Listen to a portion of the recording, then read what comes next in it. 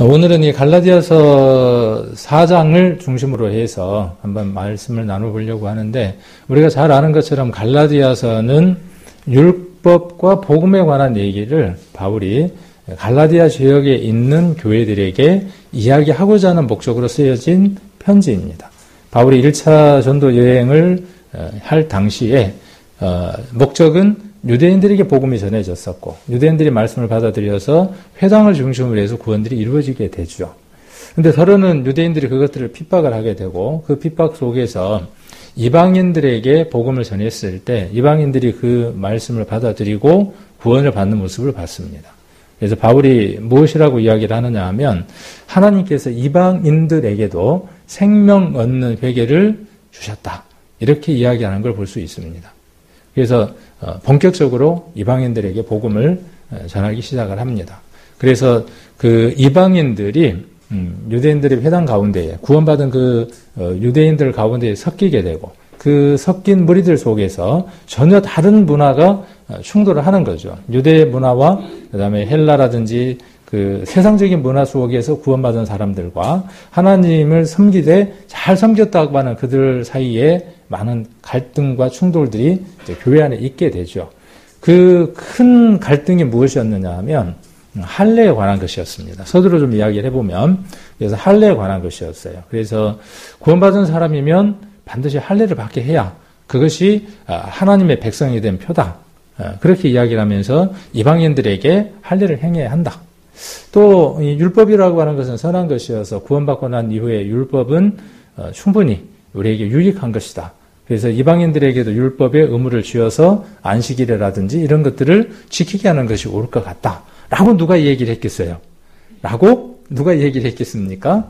유대의 문화를 가진 사람들이, 구원받은 유대인들이 그랬겠죠. 그 부류들이 그렇게 이야기를 하고, 또 한 부류들은 또 뭐라고 이야기를 하겠어요?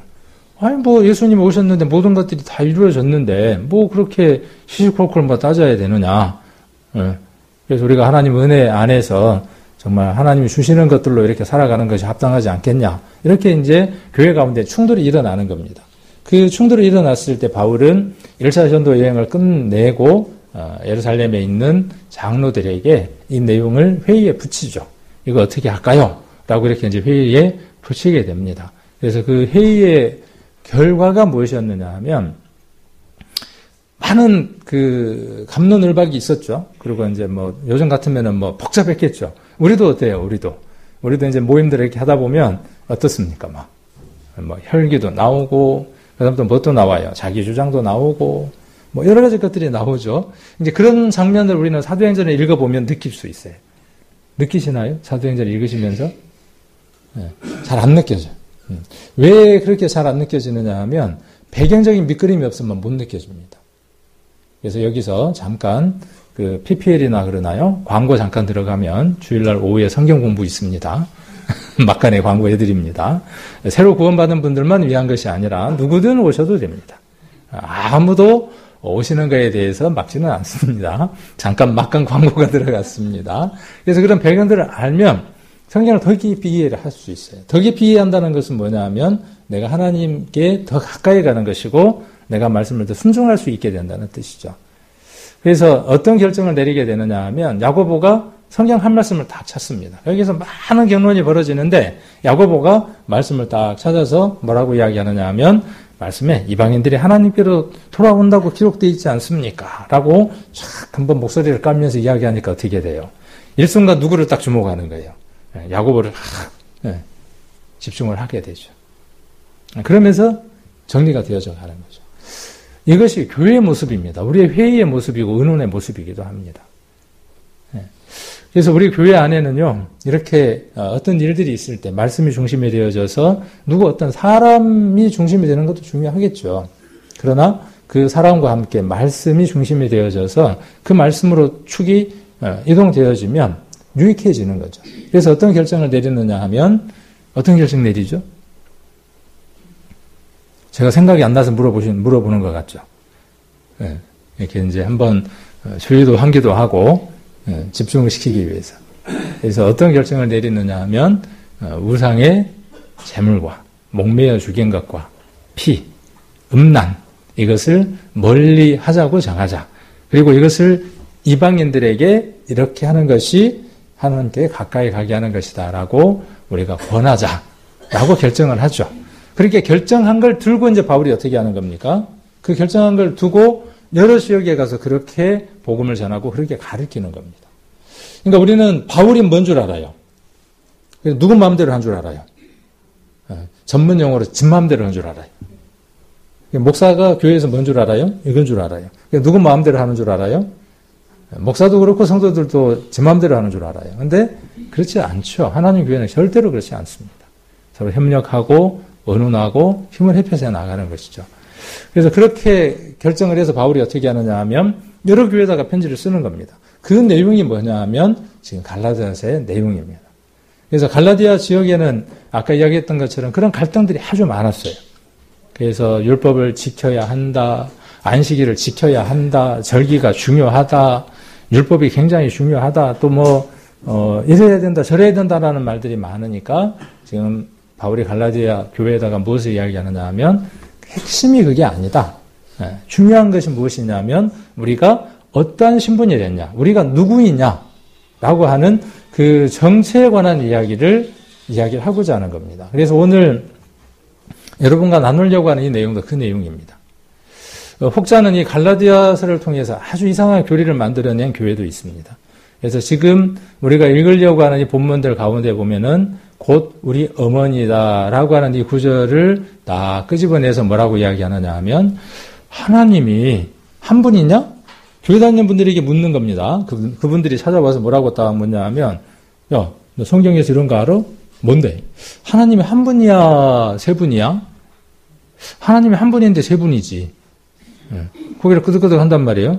자, 그러면 이제 어떻게 하느냐면 딱 구약에 있는 성경부터 물고 들어가기 시작을 합니다.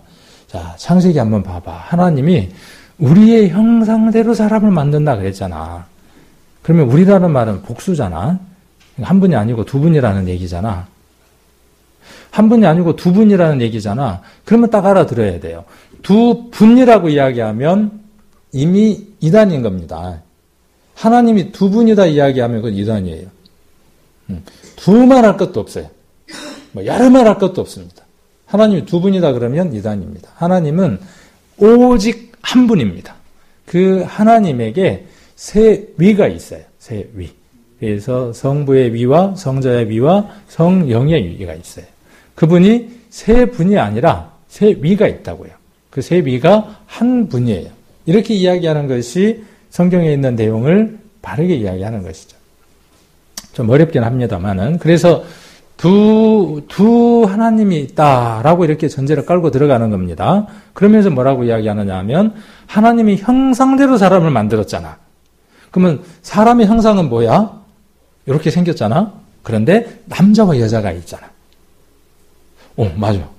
그러니까 하나님은 남성과 여성의 하나님이 있는 거야. 아버지 하나님이 있고 어머니 하나님이 있는 거야. 빨려 들어가요? 안 빨려 들어가요?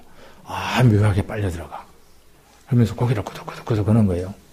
자, 그러면서 한번 봐봐. 성경에 보면 아담과 하와에게 성경에 뭐라고 기록이 돼 있어?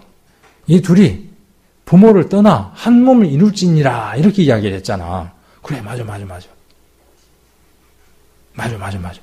근데 부모가 어디 있었어? 그러니까 말이요. 아담과 하와가 부모가 어디 있었어? 그러네, 이상하네.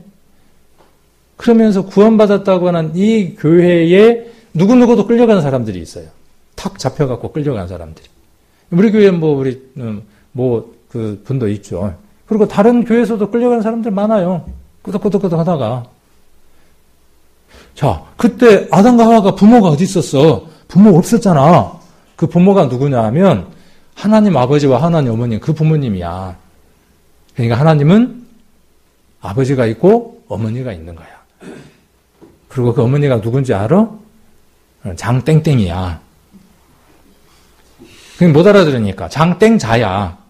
못 알아들으니까 장길땡이야 이렇게 이야기하는 거예요.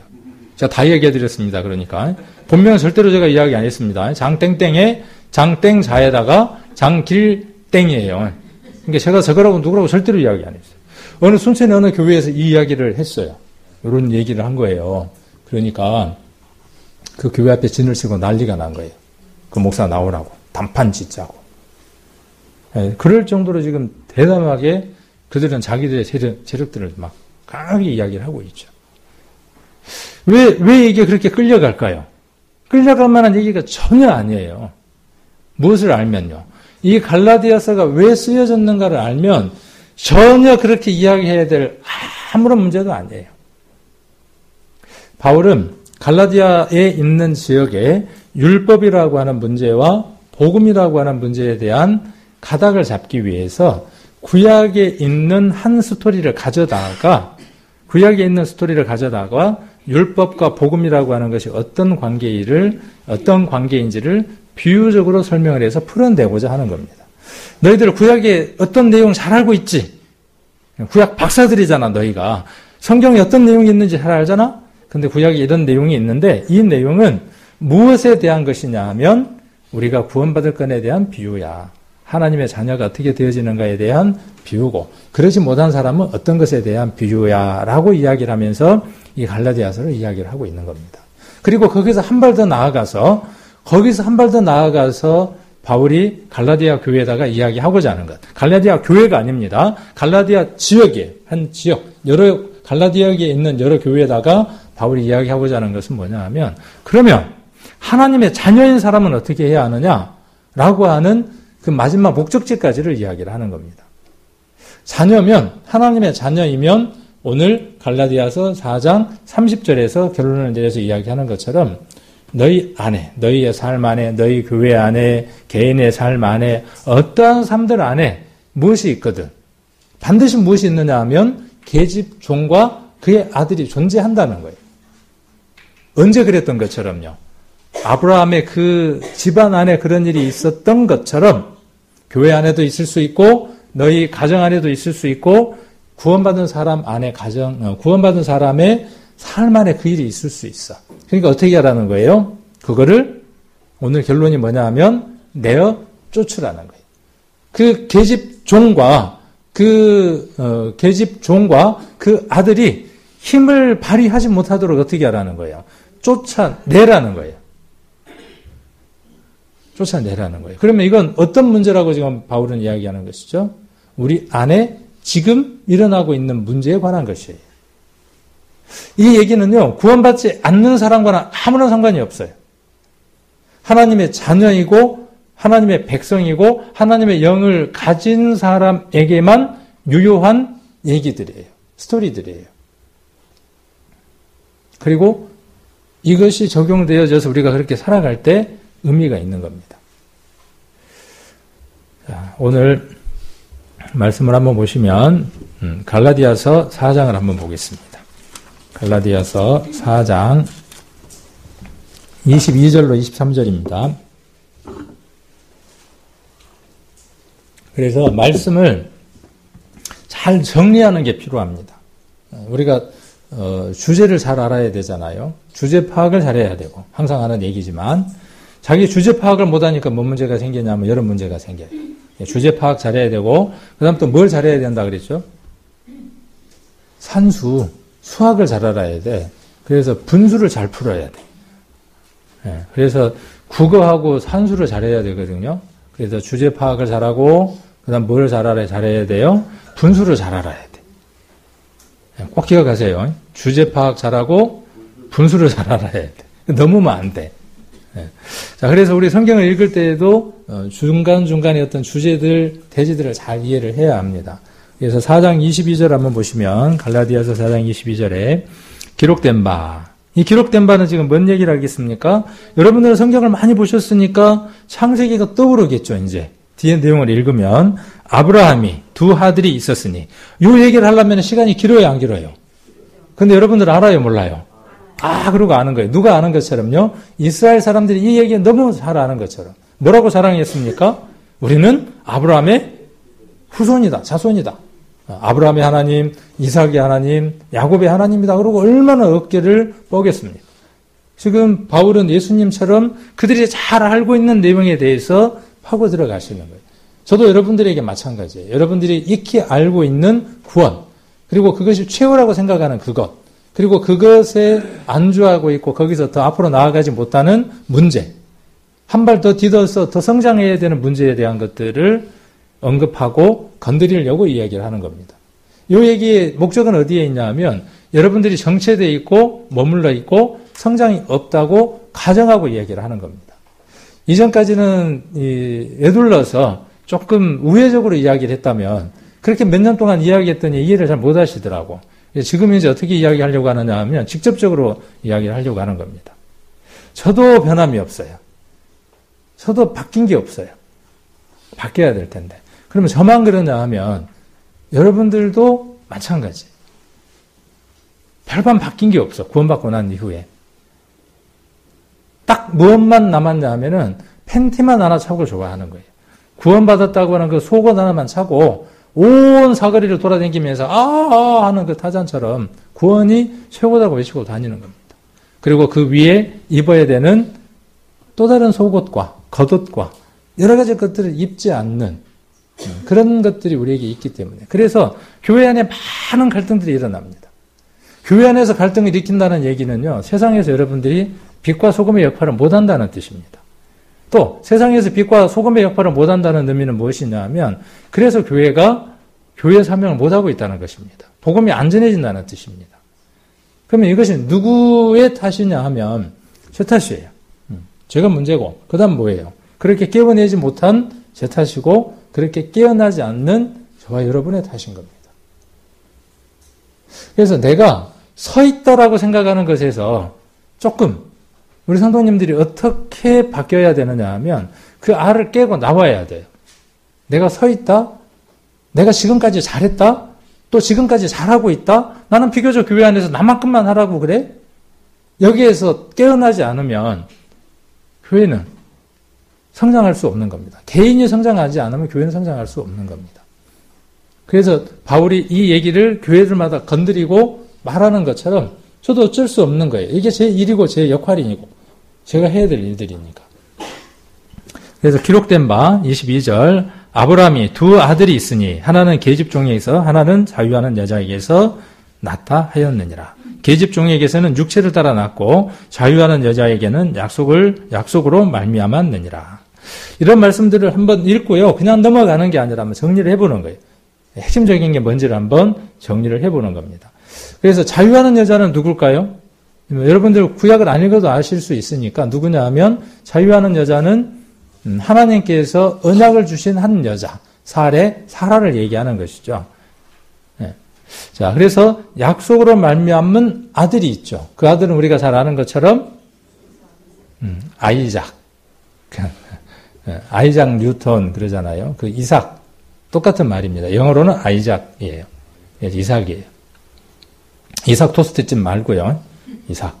예. 그러니까 하나님의 약속으로 받은 아들이에요. 그 다음에 계집종. 여기 우리가 보는 성경에는 하가라 그랬죠. 하가.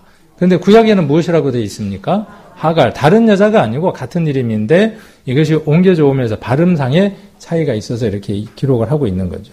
그래서 이 하갈을 통해서 태어난 아들을 가리켜서 성경은 어떻게 지금 말하고 있냐 하면 육체를 따라 낳았다.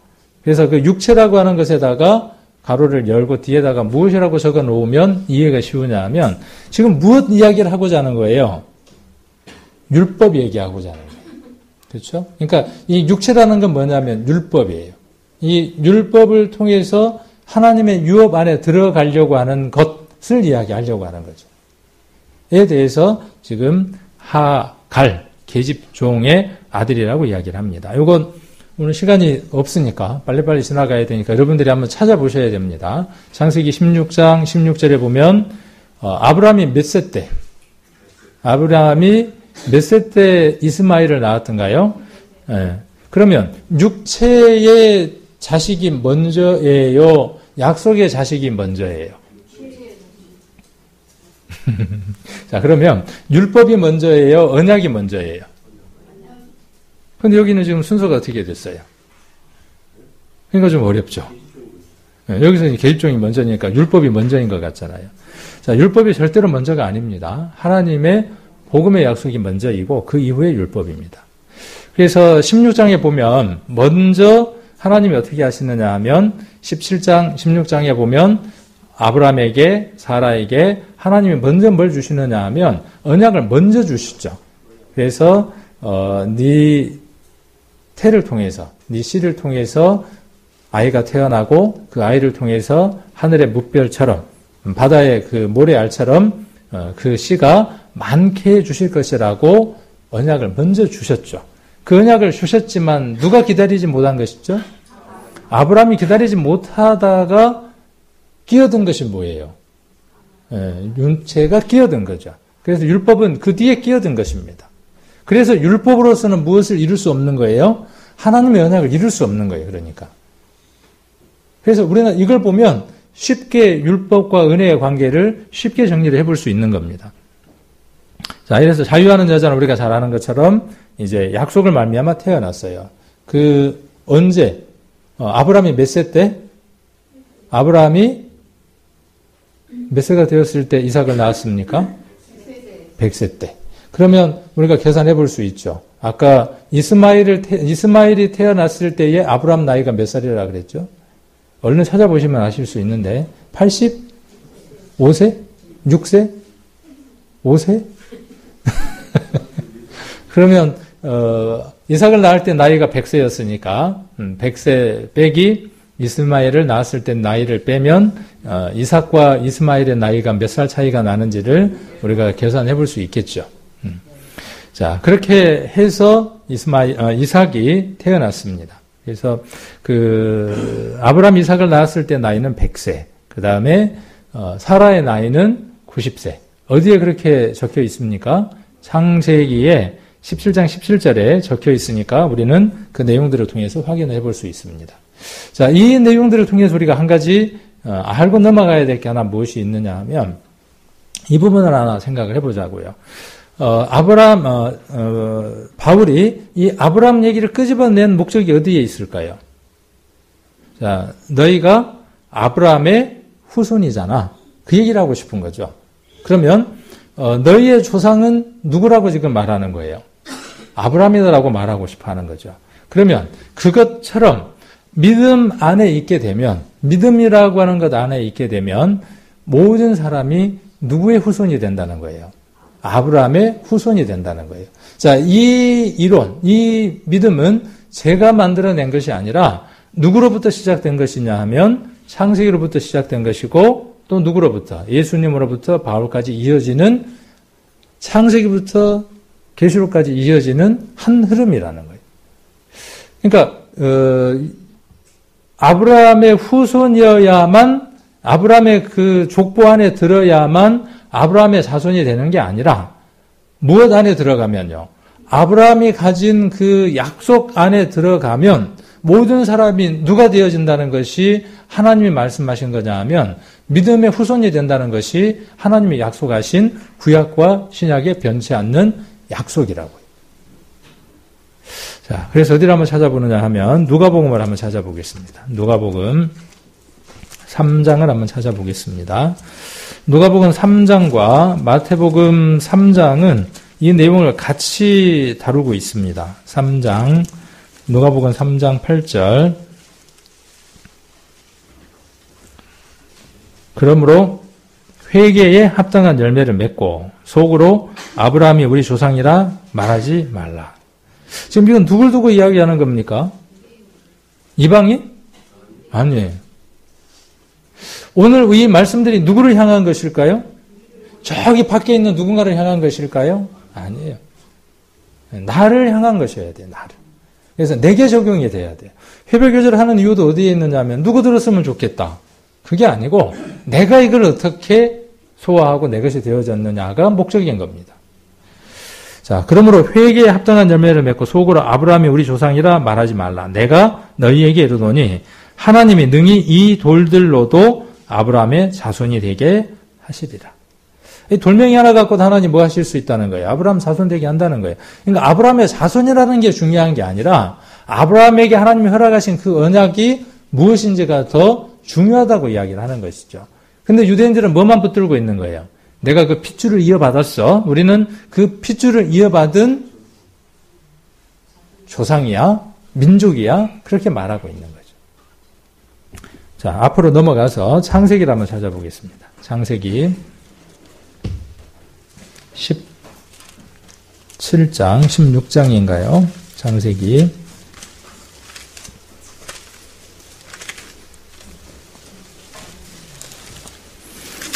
창세기 17장 4절입니다. 창세기 17장 4절. 자, 내가 너와 내 언약을 세우니 너는 열국의 아비가 될지라. 한 이스라엘 민족의 아비만 되는 겁니까? 여러 나라의 아비가 되는 겁니까? 여러 나라의, 믿음이라고 하는 나라의 아비가 되는 겁니다. 그러면 이스라엘에게만 아브라함이 믿음의 조상이 되어지는 게 아니라 이 믿음을 가진 모든 사람이 아브라함의 후손이 되어지는 것이죠. 그 얘기를 창세기에서 이미 언약을 하고 있는 것이죠.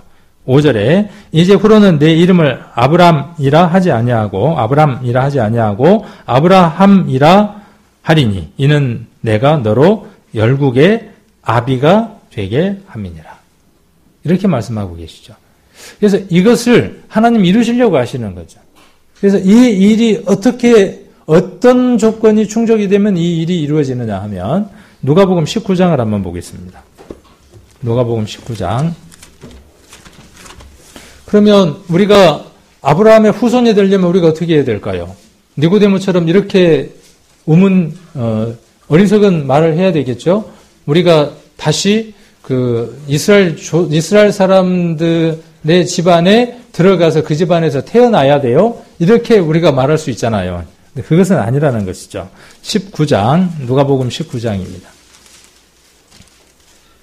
19장 9절을 한번 보시면 우리가 잘 아시는 것처럼 여기 누가 나옵니까?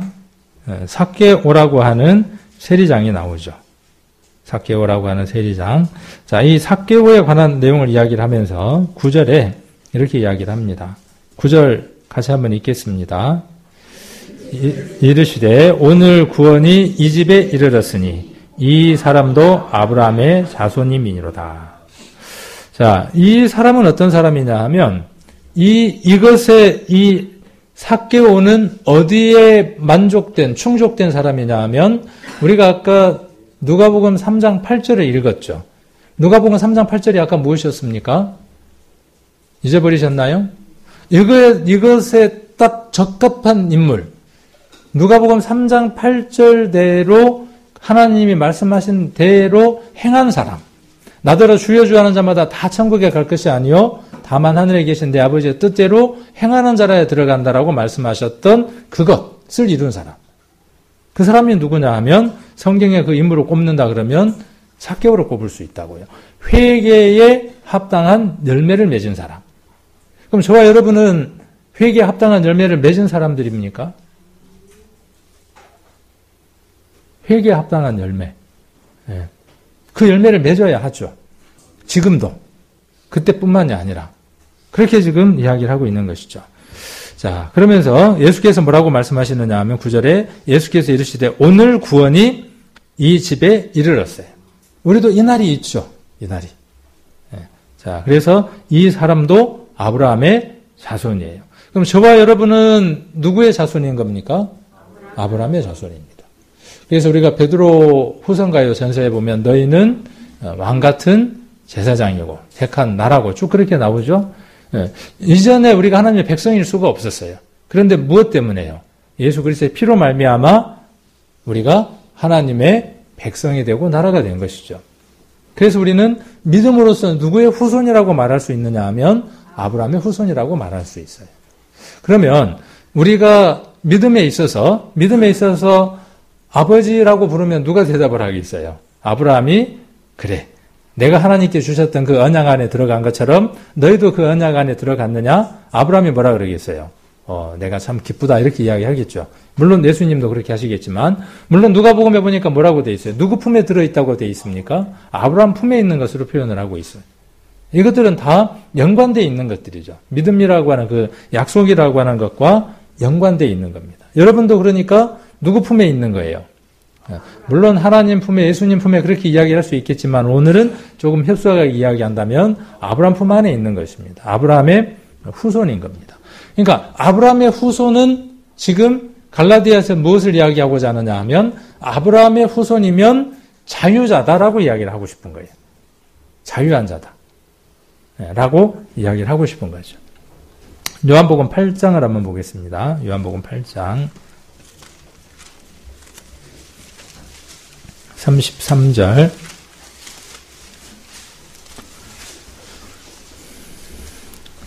32절 한번 보시면 진리를 알지니 진리가 너희를 자유케 하리라. 저희가 대답하되 우리가 아브라함의 자손이라. 그러면 33절을 왜 이야기했을까요?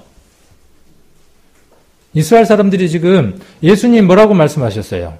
진리를 알지니 진리가 너희를 자유케 하리라 그렇게 이야기를 했단 말이에요. 근데 지금 요 얘기를 했어요. 우리가 듣기에는 지금 어떻게 들려요? 이건 무슨 말도 아니고 막걸리도 아니고 누구 말 맞다나 말도 아니고 망아지냐 말 대답이 뭐 이러냐는 거예요. 그런데 이런 아까 앞에 이야기해드렸던 내용들을 이해를 하게 되면 무엇을 알게 되느냐 하면 아브라함의 후손이면 뭐라는 걸 알 수 있는 거예요. 자유자라는 걸 알 수 있는 거예요. 아브라함의 자녀이면 사라의 후손이면 그 아들이면 그 믿음 안에 언약 안에 있으면 누구라는 걸 알게 되는 거죠. 자유자라는 걸 아는 거예요. 그러니까 이들은 지금 나와 있는 액면적인 것만 갖고 뭐라고 이야기를 하는 거예요. 우리가 지금 누구 자손이라는 거죠? 하갈의 후손이 아니야 우리는. 하갈의 후손이 아니고 누구의 후손이라는 거예요. 사라의 후손이야. 자유자야 그렇게 말하고 있는 거죠. 지금 33절의 대답은 그 얘기인 거예요. 저희가 대답하되 우리가 아브라함의 자손이라 라고 말하는 것은 우리 자유자야 그렇게 말하는 거예요. 예수님 지금 뭐라고 말하고 계시는 거고요? 종이야 그렇게 말하고 계시는 거예요. 저도 오늘 무슨 얘기를 하고 싶으냐 하면 우리 성도님들이 자유자라고 이야기하고 구원받았다라고 이야기하고 그렇게 쉬고 있다고 이야기를 하고 있지만 저도 뭐라고 말하고 싶으냐 하면 여러분들도 지금 종이 되어서 하나님의 일을 하지 못하고 있습니다라고 말하고 싶은 거예요. 여러분들이 생각하고 있는 것, 여러분들이 좋아하고 있는 것, 여러분들이 붙들고 있는 것들이 있어요. 그것에 묶여 있어요. 그런데 뭐라고 말하느냐 하면 나 구원받았잖아. 나 자유자잖아. 그렇게 말하는 것과 크게 차이가 없다는 거예요. 객관적으로 보면 지금 어떻게 살아가고 있는데요? 붙들려서 살아가고 있는데 어떤 것에 종되어서 살아가고 있는데 매여져서 살아가고 있는데 물어봅니다. 종입니까? 묶여 있습니까? 그럼 뭐라 그래요? 아니요. 난 여기에 대해서 자유예요. 나는 자유예요. 근데 어때요? 거기에서 떠나지를 못하는 겁니다.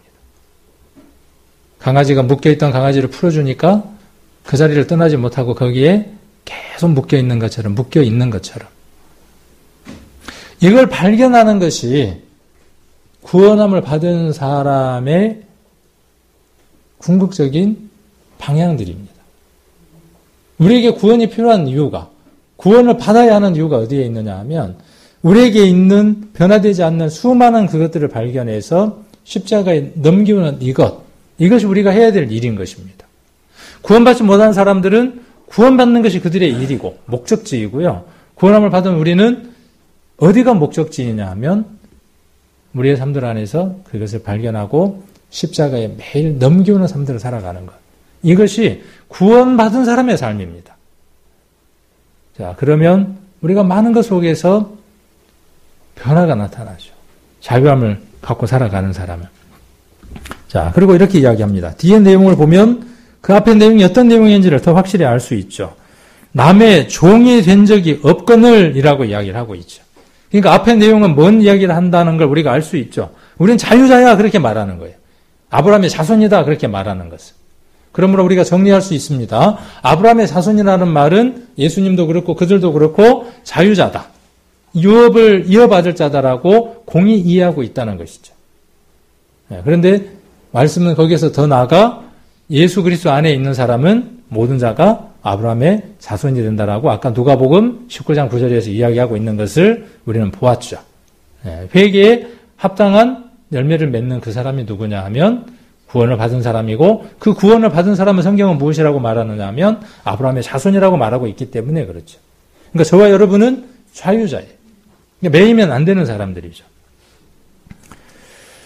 자, 그래서 34절에 뭐라고 되어 있습니까? 예수께서 대답하시되 진실로 진실로 너희에게 이르노니 죄를 범하는 자마다 죄의 종이다 그랬어요. 자, 여러분들이 예수 그리스도 안에서 하나님을 향해서 쉼을 얻지 못하고 무엇인가 매여 있다면 그것 자체가 죄인 것입니다. 자, 그리고 갈라디아서 뒤에 이제 다시 갈라디아서로 한번 가봅니다. 4장으로 다시 가보시면 갈라디아서 4장으로 다시 갑니다. 자, 그러면 믿음으로 보았을 때 우리의 조상, 우리의 아비, 아까 창세기 16장에서 우리가 기록되어 있는 대로 믿음 17장 4절 5절에서 기록되어 있는 대로 믿음 안에서 우리의 조상 그리고 아비가 누굽니까? 성경에 누구라고 기록을 했어요? 아브라함. 그럼 우리는 누구의 후손? 아브라함의 후손. 그 얘기는 곧 어떤 얘기? 우리는 자유자라는 의미라고 우리가 정리를 해볼 수 있겠죠. 4장을 다시 갑니다. 하나를 더 정리를 한번 해봅시다. 4장 24절을 보시면 이것은 비유니라고 이야기를 했어요. 자, 비유라 그랬으니까 이 비유를 다시 풀 필요가 있어요, 없어요? 비유를 들어서 풀면 그건 문제 돼요, 안 돼요? 네, 이걸 알미니안주의가 됩니다. 이렇게 되면은 다시 비유를 들어서 푸는 것이 굉장히 위험한 거예요. 이 다시 비유를 들어서 푸는 부류들이 누구냐 하면 대부분 신땡땡이나 하땡땡 교회들이에요. 비유에다 다시 비유를 더하는 거예요. 그러니까 지금 아까도 서두에 말씀드렸던 것처럼 복음이냐 율법이냐 구원받은 사람의 어떤 자유자냐 종이냐 이 문제를 이야기하기 위해서 바울이 구약에 있는 얘기를 가져다가 비유로 지금 설명하고 있는 거죠. 근데 그 비유에다 다시 비유를 더하면요.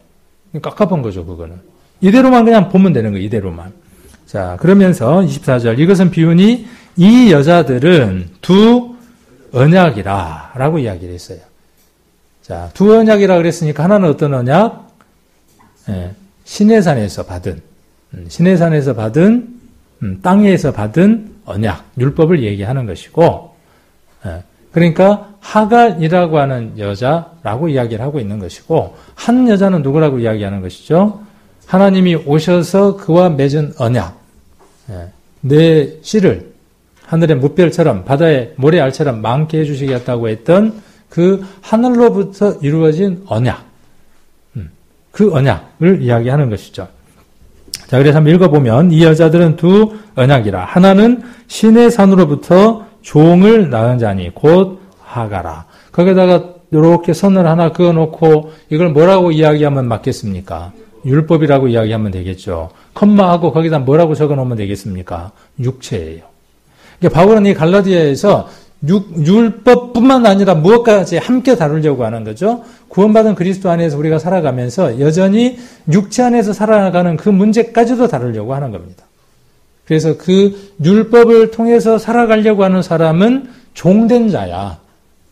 자유함이 없는 자야. 그렇게 지금 비유를 들어서 이야기를 하고 있는 거죠. 율법을 통해서 그리스도에게서 의인이 되어지고자 하는 자는 마치 무엇과 같냐 하면 구약에 있는 그 몸종을 통해서 태어난 이스마엘이 마치 자기 아들처럼, 아브라함의 아들처럼 그렇게 의시됐던 것과 같은 것이야. 그런데 절대로 이스마엘은 무엇을 받을 수 없어? 유업을 함께 받을 수 없어. 그게 아까 4장 30절의 결론이었죠. 그래서 결말이 어떻게 납니까? 우리가 창세기에서 결말을 알고 있죠? 어떻게 결말을 알고 있습니까? 그 이삭이 태어났는데 그 이삭을 이스마엘이 어떻게 합니까? 희롱하고 그렇게 하죠? 그러니까 어떻게 합니까? 참지 못하고. 당신 저거 쳐다보고도 참을 수 있어? 결국 어떻게 됩니까? 쫓겨나죠. 그 내용을 지금 갈라디아에서 그대로 인용하고 있는 겁니다. 자, 그래서 하가는 아라비아에 있는 시내산으로 지금 있는 예루살렘과 같은데, 지금 있는 예루살렘이 뭐예요? 너희가 지금 율법대로 살아가려고 하는 그 율법의 틀의 중심이 되는 그 예루살렘이야. 라고 지금 이야기를 하고 있는 겁니다. 그런데 어디? 여기 보니까 자, 그래서 같은데 저가 그 산으로 더불어 종노릇하고, 그러니까 율법과 지금 일치해서 이야기하는 것이고, 26절 오직 위에 있는 예루살렘은, 이 위에 있는 예루살렘은 뭐예요? 복음으로 말미암아 이루어져 있는 영원한 하나님의 도성, 천국을 얘기하는 거죠. 곧 뭐라고 했어요? 위에 있는 예루살렘은 자유자니 곧 우리 어머니다 그랬어요. 자, 그러니까 이렇게 보니까 어떻게 되죠? 하늘에 있는 그 도성 천국이 뭐가 됐습니까? 우리의 어머니가 됐죠. 이렇게 이해가 되어지죠. 그러니까 이걸 살짝 틀어서 뭐라고 이야기하느냐 하면 여기 봐라. 하나님 어머니가 있잖아. 하늘에 있는 그 천국에 계시는 어머니가 계시잖아. 성경 곳곳을 찾아보면 하나님 어머니가 이렇게 숨어 있거든? 라고 이야기를 하는 거죠. 확 물려가는 거죠. 자, 그래서 이것도 한번 정리를 해보면 두 여자의 비유입니다. 그래서 하나는 지금 있는 예루살렘이에요. 이거 사라져버릴 것이죠, 이거는. 율법은 이 세상에 있는 동안에만 존재하는 것이에요. 그거는 하나님의 의를 이룰 수가 없어요. 대신 위에 있는 예루살렘, 이 언약, 하나님이 주신 언약은 무엇을 가져다 줍니까? 자유를 가져다 주는 것이죠. 하나님의 자녀가 되어주는 것이죠. 그러면 왜 어머니라는 말을 했을까요? 왜? 바울은 이 얘기를 하고 싶은 겁니다. 우리 믿음의 조상 아버지가 누구냐 하면 아브라함이잖아. 그것처럼 우리 믿음의 어머니가 계시는데 그 믿음의 어머니가 누군지 알아? 그 믿음의 어머니가 사라야. 그 얘기를 하고 싶어 하는 겁니다. 그 사라를 통해서 태어난 아들이어야만 유업을 물려받는 것처럼 우리도 마찬가지야. 우리가 그 유업을 물려받을 자들이잖아. 그러니까 비유컨대 아브라함이 우리의 아버지인 것처럼 사라는 우리의 무엇이라는 거예요? 어머니에 해당하는 거야. 이렇게 말하고 있는 거죠. 그래서 여기 현대인 성경을 보면 그 내용을 잘 담고 있습니다.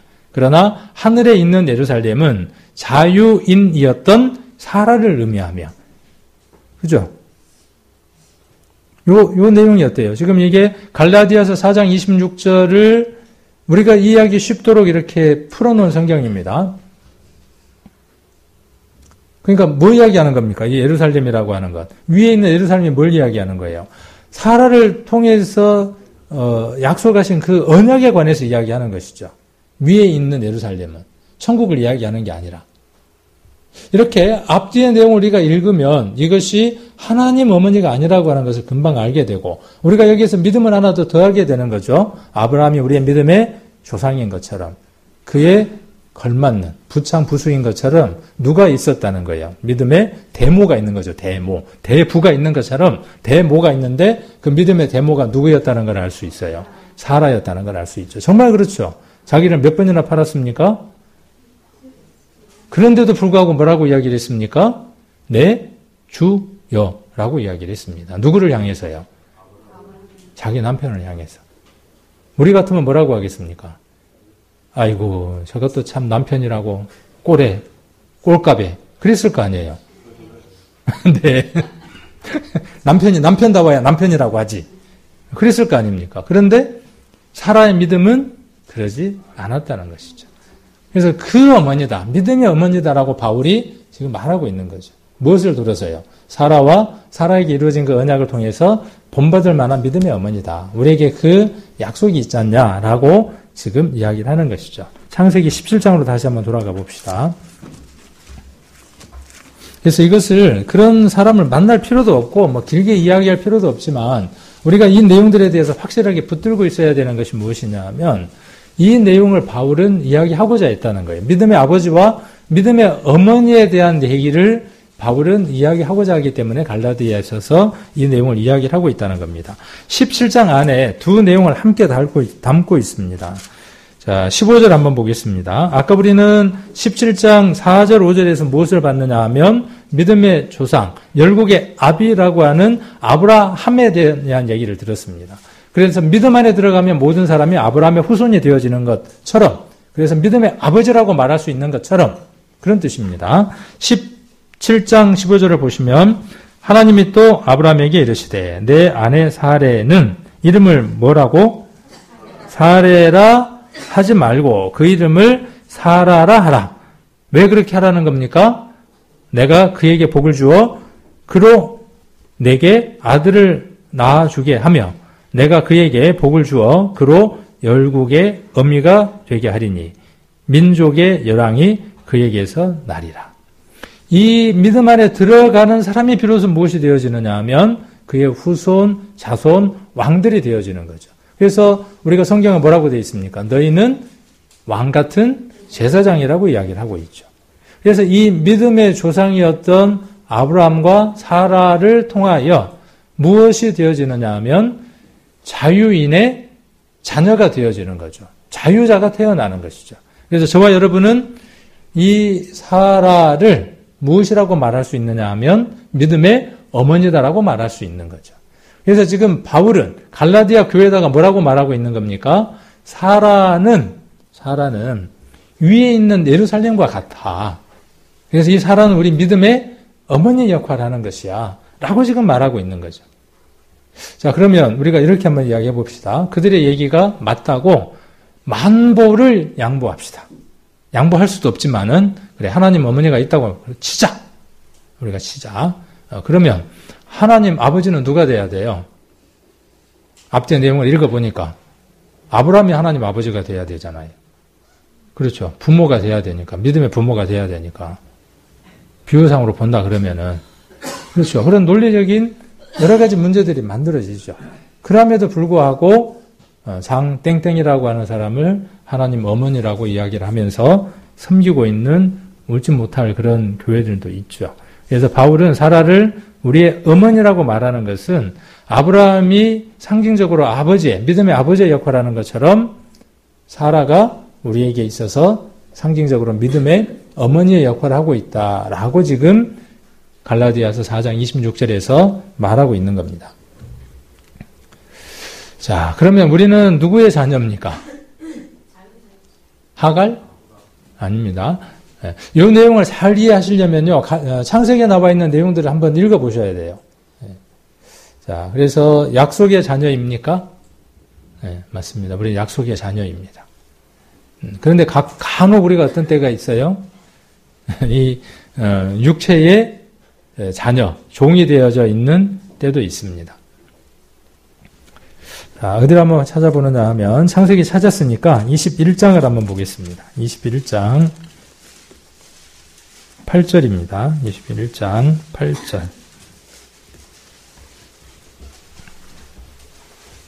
8절, 8절, 9절까지만 같이 한번 읽겠습니다. 8절, 9절, 10절까지 같이 한번 읽겠습니다. 아이가 자라매 젖을 떼고 이삭의 젖을 떼는 날에 아브라함이 대연을 배설하였더라. 사라가 본즉 아브라함의 아들 애굽 여인 하갈의 조생이 이삭을 희롱하는지라. 그가 아브라함에게 이르되 이 여종과 그 아들을 내어 쫓으라. 이 종의 아들은 내 아들 이삭과 함께 기업을 얻지 못하리라 하매. 그러니까 이 내용 한 구절을 통해서 바울이 한 얘기가 자기 얘기를 하고 싶은 것이 아니라 창세기에 나와 있는 이 내용을 지금 어떻게 한 겁니까? 그대로 가져다가 어디에다 기록해 놓은 겁니까? 지금 갈라디아서 4장 30절에다가 그대로 적어 놓은 것이죠. 이해가 안 되시나요, 오늘? 되시죠? 네. 자, 그래서, 그러나 성경이 무엇을 말하느냐라고 이야기를 하죠. 그럼 이 성경은 지금 우리가 읽고 있는 이 성경 얘기하는 거죠. 바울이 갈라디아 교회에게 편지를 쓰기 위해서 읽었던 그 성경과 우리가 보는 성경이 어떻다는 거예요. 1900년, 2000년의 공백을 뛰어넘어서 통일한 성경을 보고 있다는 거예요. 감동이 안 오나요? 짜릿짜릿하면서? 어떻게 이럴 수가 있냐고요. 이런 책을 보고 있는 거예요. 우리의 믿음은 이렇듯 정확한 믿음을 갖고 있는 겁니다. 불확실한 믿음이 아니라. 우리는 그 믿음에 걸맞는 삶만 살아간다면 더할 나위가 없겠죠. 자, 그러면서 계집종의 아들이 자유하는 여자의 아들로 더불어 유업을 얻지 못하게 하기 위해서 어떻게 하라는 겁니까? 내어 쫓으라는 거예요. 그 아브라함이라고 하는 그 집 안에서 누구를요? 계집종과 이스마엘을 어떻게 하라는 겁니까? 지금 하는 꼴을 보니까 어때요? 8절에 보니까. 꼴 한번 봐보세요. 쥐가 뭐처럼 하는 거죠? 쥐가 먼저 태어났다고, 전문용어로. 네. 출생을 먼저 했다고 쥐가 누군 줄 알아요? 아들인 줄 아는 거예요. 아들인 줄 알아. 하고 지금 뭐 하는 거예요? 아들이 태어났는데 지금 이제 하음이보다 덜 했겠죠? 그러고 다니니까 어때요? 여기는 나이가 더 많고 그러니까 어때요? 저게 그리고 지금 뭐 하는 겁니까 지금? 누구를 위해서 잔치를 배설했습니까? 이삭을 위해서잖아요. 젖을 떼는 날이라고 이야기를 하고 있으니까. 배설했으니까. 자, 9절 한번 봐보세요. 성경은 그냥 우연히 쓰여진 것들이 없습니다. 하나가 앞뒤에 있는 것들이. 하나님의 뜻을 다 전달하려고 하면서 그냥 누구라고 이야기해도 돼요. 하갈이라고 이야기를 해도 돼요. 그 많은 페이지 속에서. 그런데 왜 이걸 이야기할까요? 독자로 하여금, 읽는 사람들로 하여금 이것을 더 강조하기 위한 거예요. 무엇을 이야기하고 있습니까? 아브라함의 아들인데, 누굽니까? 애굽 여인 하갈이에요. 애굽 여인 하갈이에요. 누구 집에? 아브라함의 집 안에 두 아들이 있는 거예요. 여러분이라고 하는 집 안에 두 아들이 있습니다. 먼저 태어난 아들이 있습니다. 여러분 집에도 마찬가지예요. 그리고 계집종이 있습니다. 여기 애굽 여인이라고 이야기하고 있는 것처럼요. 우리 안에 두 아들이 있는데 하나들은 누구를 통해서 태어난 것이냐 하면 세상 것들을 통해서 태어난 것들이에요. 그 아들이 들어와서 계속 어떻게 하려고 하느냐 하면 아들인 채 하려고 하는 겁니다. 구원받은 자들 안에 우리가 여기까지 오는 것이 성경을 읽는 목적지입니다. 그렇겠죠? 목적지가 여기입니다. 여러분 안에 둘이 있는 거예요. 자, 10절에 아까 창세기 21장 10절입니다. 그가 아브라함에게 이르되 이 여종과 그 아들을 내어 쫓으라. 이 종의 아들은 내 아들과 내 아들 이삭과 함께 기업을 얻지 못하는 거예요. 한 집에 이 둘이 함께 있을 수 없어요. 하나는 쫓겨나야 하는 거예요. 여러분 안에 약속대로 태어난 아들이 있습니다. 약속대로 태어난 아들이 있습니다. 그 아들이 있고 먼저 태어난 아들이 있습니다. 그 둘의 싸움이 여러분 안에 집안 싸움입니다. 누가 이기느냐는 것에 따라서 그대로 살아가는 겁니다. 그런데 우리는 그 싸움을 잘 관찰하지를 못합니다. 그리고 누가 이겨야 될지 승리의 손을 들어줄 줄을 잘 모릅니다. 우리가 잠언을 보시면 이런 말씀이 있습니다. 종은 말로만 하면 고치지 아니하나니 이는 그가 알고도 청종치 아니함이라. 또 29장 21절에는 종을 어렸을 때부터 곱게 양육하면 그가 나중에는 자식인 채 하리라. 이 말씀과 그대로 일치하는 것들이죠. 여러분 안에 먼저 계집종을 통해서 태어난 아들이 있어요. 그 종은 계속 여러분을 묶어두려고 하고 세상으로 다시 가려고 합니다. 세상에다 꼭꼭 물고 놓으려고 합니다. 여러분들은 자유하는 자녀입니다. 자유하는 자면 어떻게 살아야 하느냐 하면 그 자녀다운 삶을 살아야 합니다. 로마서 8장 한번 보겠습니다. 로마서 8장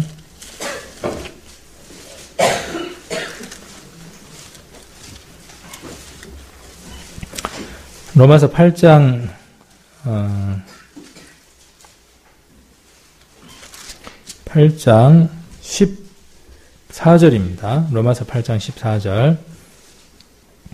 14절, 15절 잘 아시는 말씀이지만 같이 한번 읽겠습니다. 무릇 하나님의 영으로 인도함을 받는 그들은 곧 하나님의 아들이라. 너희는 다시 무서워하는 종의 영을 받지 아니하였고 양자의 영을 받았으므로 아바 아버지라 부르짖느니라. 여러분은 누구의 자녀이냐 하면 하나님의 영을 받은 약속의 자녀입니다. 자유자입니다. 이것이 여러분 안에 있다는 것을 확신하십니까? 9절을 한번 보게요. 9절. 9절도 같이 한번 읽겠습니다. 만일 너희 속에 하나님의 영이 거하시면 너희가 육신에 있지 아니하고 영에 있나니 누구든지 그리스도의 영이 없으면 그리스도의 사람이 아니니라. 여러분 안에 그리스도의 영이 계시다는 것을 확증하지 못하고 확인하지 못하고 이것이 유업으로 물려받을 조건이잖아요. 내가 하나님의 자녀이다고 하는 자유자다고 하는 확신인 겁니다.